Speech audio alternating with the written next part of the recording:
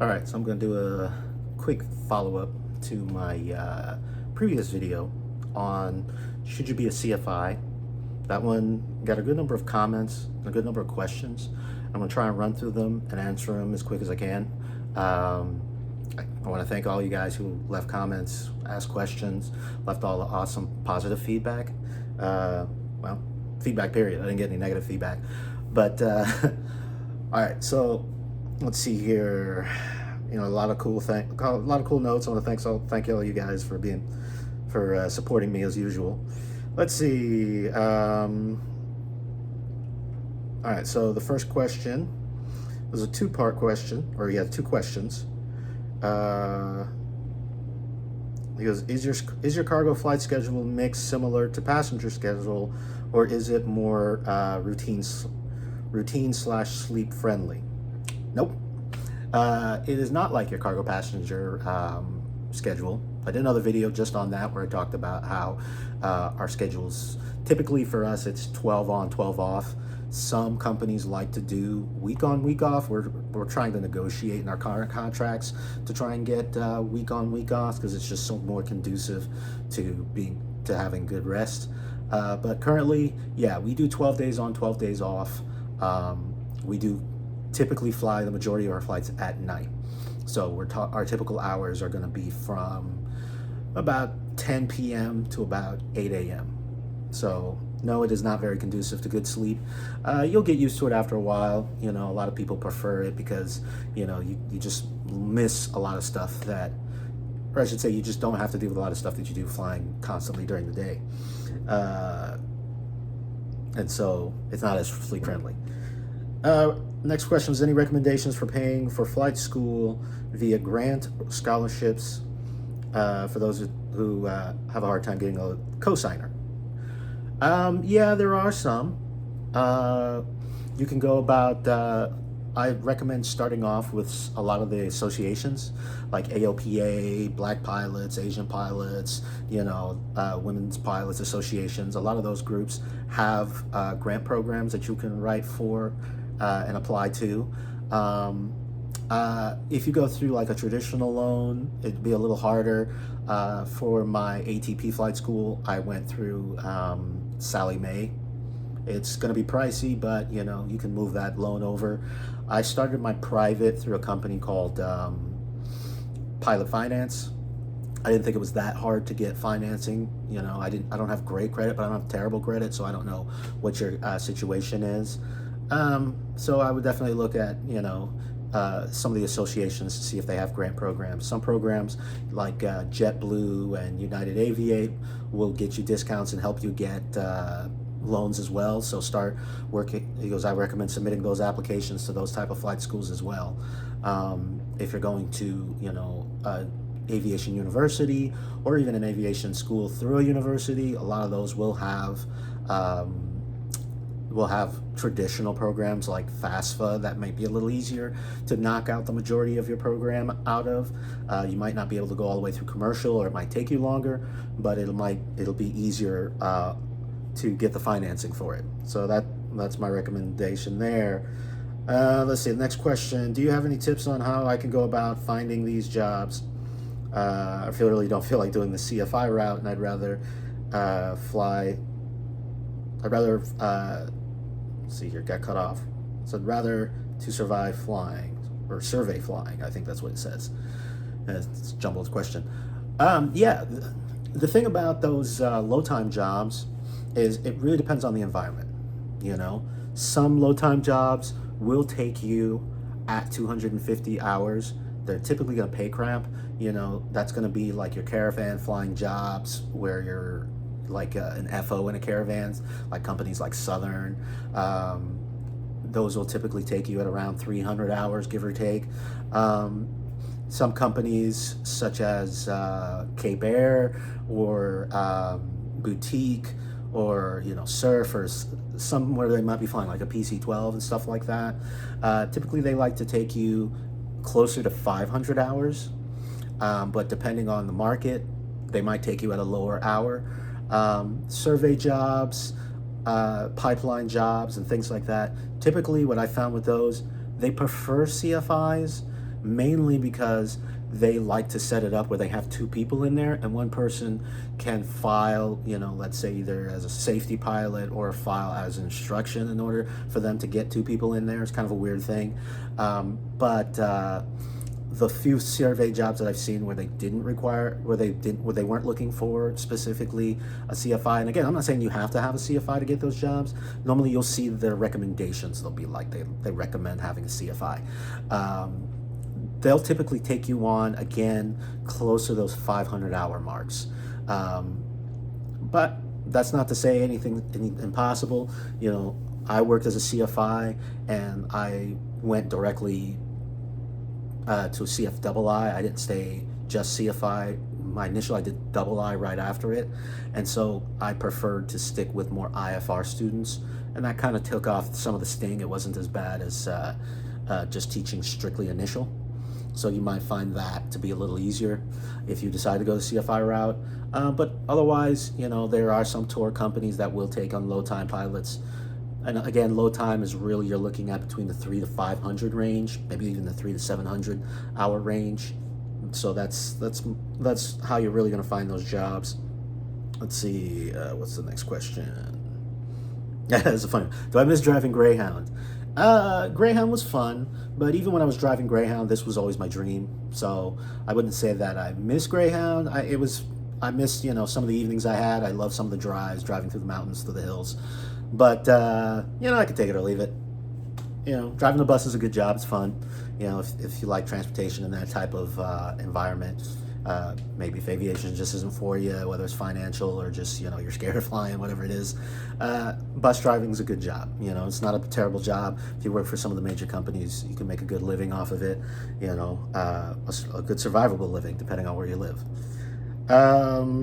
Let's see. At what point is it too late to become a commercial pilot, in your view?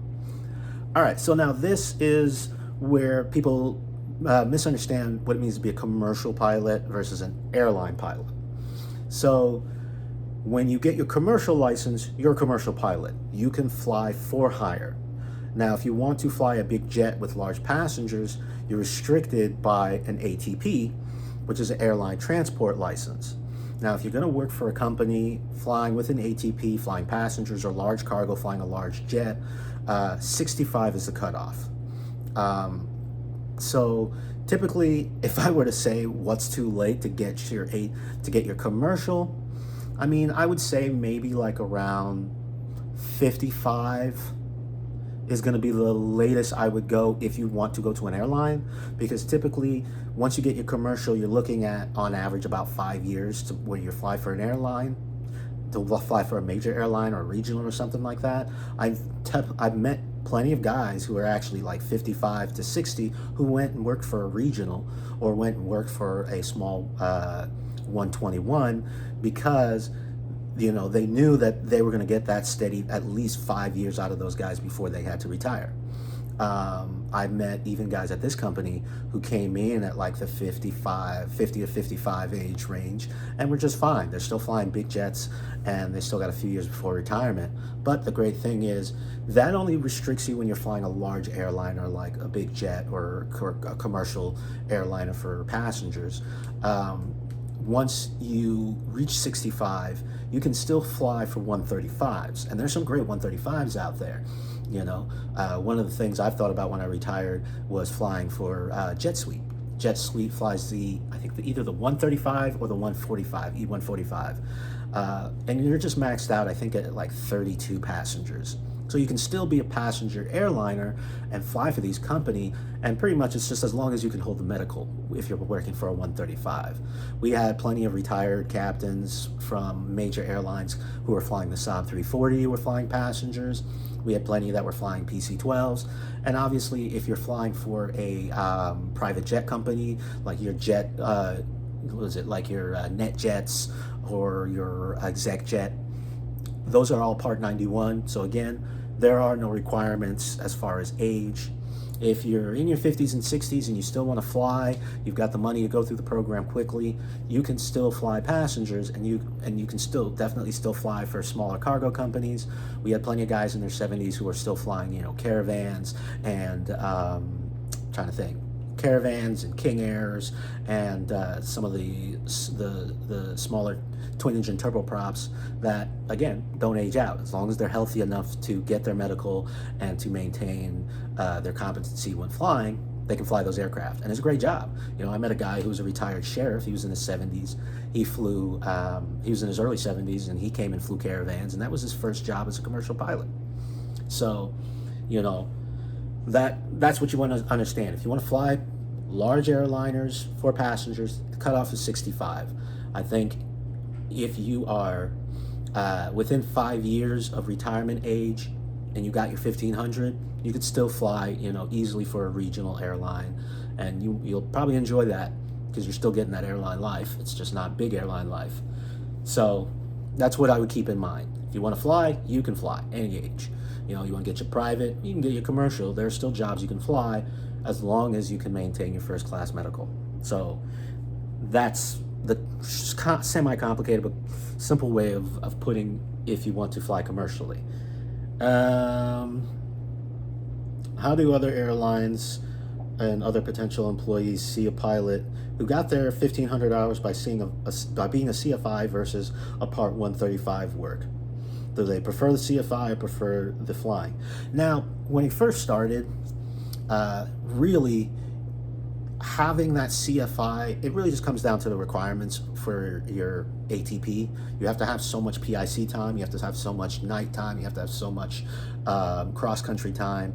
And as a CFI, you were going to get that because you were still logging PIC time as a CFI. So that made it easy. But that didn't mean that was going to make it easy for you to pass all the tests. It just really made it easy for you to meet those requirements and get it done as quick as possible. What I found is, depending on where you're going, some airlines, like when I left the 135s and interviewed for 121s, I also got a lot of contact. I got a lot of contact from 91s, like NetJets and stuff like that, because of my PIC time flying a turboprop, flying a twin turboprop, and they offered, instead of offering me to go into a right seat of a small jet, like a big jet or something like that, or going to right seat into another turboprop, they were offering me left seat in small jets and turboprops. So like I had interviewed with NetJets, and they offered me to either fly the King Air, or was it the King Air? I think that might have been another one. Another company offered me to fly the King Air, and NetJets had offered me to fly their Phenom, because I had all this turboprop time, I had all this turbine time already, so they like that. If you're a 1500 CFI, you're probably not going to get those job opportunities, but you can still easily go to a regional, whether you have it or not. The main thing is just having those minimum ATP requirement hours. So in this environment, it's not going to matter. It really doesn't. Whether you have CFI or whether you have Part 135, you're still going to be that first year FO. You're still going to have to build up your 1,000 hours of 121 time, in a jet to get captain. It really doesn't matter to them anymore. So I wouldn't worry about that too much. It's not going to affect you. Right now, we're seeing a slowdown in hiring, but typically right now, a lot of that is based off of availability of aircraft, issues with Boeing and all that stuff. That a lot of companies just aren't transitioning. A lot of employees aren't transitioning to companies as fast. So we're seeing a bit of a slowdown. It's going to bounce right back once Boeing takes care of a lot of their issues. 737 start getting turned out more. You're going to see a lot of companies transitioning more. You're going to see a lot of junior FOs and senior FOs trying to go to wide body, and a lot of these companies trying to fill their single aisle jets. So they're going to start hiring like crazy. Companies like UPS, weren't hiring for the longest. Now they're hiring like crazy. FedEx is going to see a lot of their pilots start to age out, and I'm sure some of them might even be tempted to take those wide body airline jobs. So they're going to jump ship if they're interested. And you're going to see a lot of these companies that were very selective before realize that their population is going to go down drastically really quickly. Same thing here. I've met a lot of pilots who were sticking around mainly because they've just been here and they can't take that pay cut to go to another company. They're starting to age out. They're within a few years of retirement, and there's very few pilots who are left to take their place. So now they're starting to do a lot of forced upgrades on first officers who were senior enough and they got the hours, but they just didn't want to be captain. They're starting to do forced upgrades to try and shore up those numbers. So they'll bounce back. So I wouldn't really worry about whether you have CFI or not. As long as you've got those peak hours, that'll get you into a regional. You'll find that a lot of low-cost carriers will take you real quick versus those regionals. Let's see here. What's the next one? How much do you make a month as an instructor? Is there an employer at Van Nuys that you can recommend to teach at? I don't know specifically about Van Nuys. I know there are a couple schools up there. Now, the thing about making money as an instructor is it really depends on where you go. When I started off, my first employer was paying like around $45 an hour, and they did not take any part out of that because we were independent contractors. I'm sure they're making more now, but a lot of them, what they'll do is they'll charge the students maybe like $60, $70 an hour, but pay their instructors only $40, $45 an hour, maybe even $50 an hour. And it sounds great, but you got to realize that in a day, I might have flown like 4 or 5 hours. That's it, so, and then that's not 5 days a week. That may be like 2 or 3 days a week. When I was working as an instructor, I had to take a part-time job. I think when I was working as an instructor, I didn't work for over a year. I worked for just like around 7-8 months. I was on track to make probably no more than like 20, 22, 23 grand out of the year. It's not a lot of money. But think of it this way. You're getting those hours. So think of it as you're getting paid to build hours and you're not paying for those hours. So I would say, think of it as instead of you paying, let's say $120, $140, shit, even up to $190 to rent a 172, you're getting paid, $150 because you're paying that because you're no longer paying that let's say $90 an hour, and you're getting paid $45, $50 on top of that. Maybe $60, at a really nice school. So you got to think of it that way. You're not going to make a lot of money, but it really is a means to an end. Would I consider it a career path to be a career CFI? Maybe if you're at a very large school that pays very well and you just have a ton of students, or those students are on a path where they're flying a lot every day, maybe that's a possibility, but I really don't see it as a career path.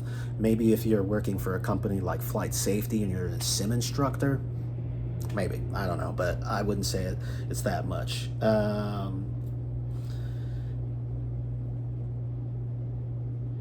Any advice finding a school that's not a scam, promises you a job right away? So this is an interesting one. I wouldn't say schools that offer you a job right away is a scam, as much as I would say it is, there's a reason that those schools will offer you a job right away. And typically it's because they have such high turnover and they're grinding them out. Is that a good thing or bad thing? That's really up to you. It's your goal, right? ATP Flight School is notorious for offering CFI jobs once you finish your CFI, CFII, and MEI. And you go through the program. They typically offer you a job as a flight instructor. The only thing is you're going to get paid crap, but you're going to work your butt off. I mean, we're talking, you are going to be flying, 6, 7, 8 hours a day, and you might be flying, 4 or 5 days a week. So it's a grind, but if your goal is to get those hours quick, yeah, you're not going to make money. You're probably going to have a part-time job. You're probably going to have to live at home, or probably live in either the community housing, or, live with your parents or whatever. But it's a means to an end, right? So I would look at that. There's always going to be a grind when you go to those kind of schools or you're dealing with those kind of deals. A lot of those are about getting those pilots in and out as fast as possible. So it can be a little draining, but it's going to pay off because you're getting those hours, and soon you're going to be getting in and out. That's why, schools like ATP are so successful at their programs. They get their students in, they get those students to those airlines as fast as they can by putting them in those programs. So I would keep that in mind. I wouldn't consider them scams as far as I would say, that's just something you're going to have to deal with if you want to. Um, Someone asked me, how is it flying Amazon or Atlas? Amazon, contracts through several smaller companies. They contract through Sun Country. They used to contract through Atlas, and Atlas just dropped them. So there's going to be no longer Amazon Atlas flying. And what was the other company? There was Hawaiian Airlines. Now, if you can get to one of the bigger ones, like Hawaiian Airlines, you might be able to do it. Sun Country, I think Sun Country would be the most interesting. You're going to be flying 737s, but their pilots can choose to fly the cargo or they can fly the passenger line. Companies like ABX and ATI and Atlas, when they came out, were dedicated to that kind of flying. Typically, we're going to fly a larger aircraft, like a 767 or something like that. The interesting thing about that type of flying is they're good to fly at. Your schedule is probably not going to be that great. You're going to do a lot of night flying. You're going to be doing typical cargo flying, really. The only thing is they're not going to pay as much as, flying for the big, companies, the legacies. They're not going to be anywhere near your FedEx, your UPS if you're looking to go cargo. They're not going to be anywhere near your legacies like your Delta, American, your United, or even Southwest. I would look at it this way. A lot of these companies are pretty much just low-cost airlines. I would put it on par with flying for like Sun Country, Allegiant, Spirit. You can make a career out of it. You can retire off of it. You can make some good money. You can have a multi-million-dollar retirement when you finish those things. So I wouldn't say it's unreasonable to stay at these companies. And if it's close to a base that you want, it does the kind of flying that you want. Yeah, there are plenty of people who love flying at these companies, mainly because of the conveniences that they offer. So if that's you, more power to you. Do you need to make 270 versus 470,000 a year? It'd be nice, but if a company offered me an extra 100,000, but I have to be based halfway across the country, commute every day, and it's just not fun, it may not be worth it. I've definitely found the more time you spend flying, your schedule and your quality of life becomes a big factor versus money.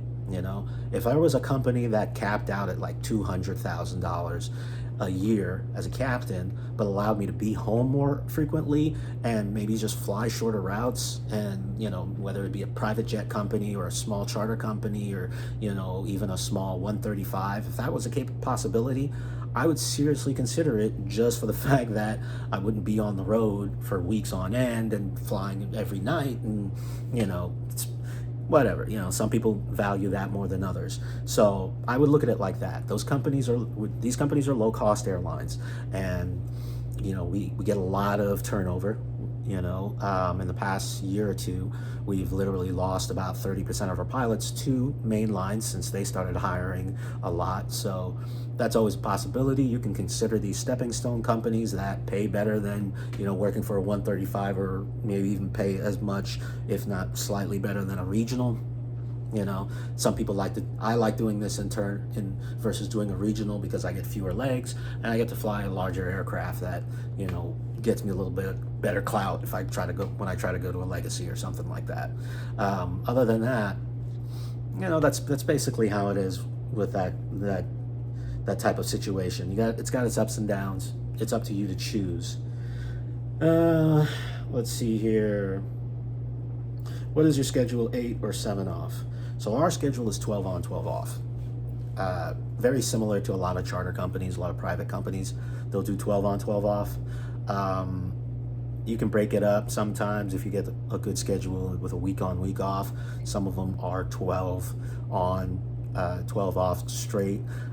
Sometimes I'll get reserve days, and reserve days I can get scheduled up to, I think it's like 14 or 15 days of reserve, and I still have my 24/7 where every 7 days I get 24 hours off. So it really depends. But for us, it's typically 12 on, 12 off is how we do it at my company.